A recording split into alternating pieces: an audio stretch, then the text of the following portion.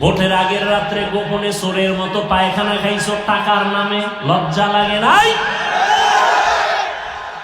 বাথরুমে গিয়া 10 গ্রাম পায়খানা খাইয়া হালাল সাবান দিয়া কুলি করতা, কপাল খুলে যেত।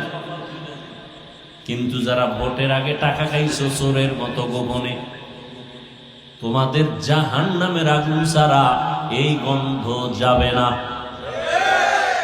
তুমি বাপ নামের কলঙ্ক। যেই বাবা নিজেও হারাম খায়, আবার ওই টাকা দিয়া সন্তানের খাওয়াইয়া সন্তানের রক্ত নাপাক বানায়, এ বাবা বাপ নামের কলঙ্ক। যেই স্বামী নিজেও হারাম খায় যাইনা শুইনা, আবার ওই হারাম টাকা দিয়া মাল কিনা বউরে খাওয়ায়, বউয়ের রক্তটা ছিল হালাল, বানাইছে নাপাক, স্বামী নামের কলঙ্ক। বউয়ের হক আদায় করতে পারবি না, বিয়ে করছো গা? হুজুর করছি কেনা, একটা শেষ, দ্বিতীয়টার পরামর্শ চলতেছে, ডবল।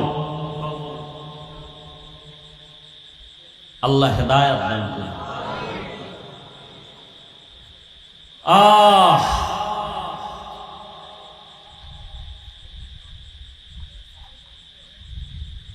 প্রত্যেকটা বাবা যদি সন্তানের দিকে তাকায়,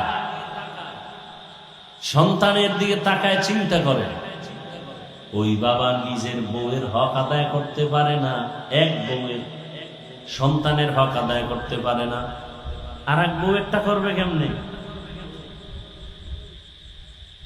আল্লাহ হেদায়েত দান করেন।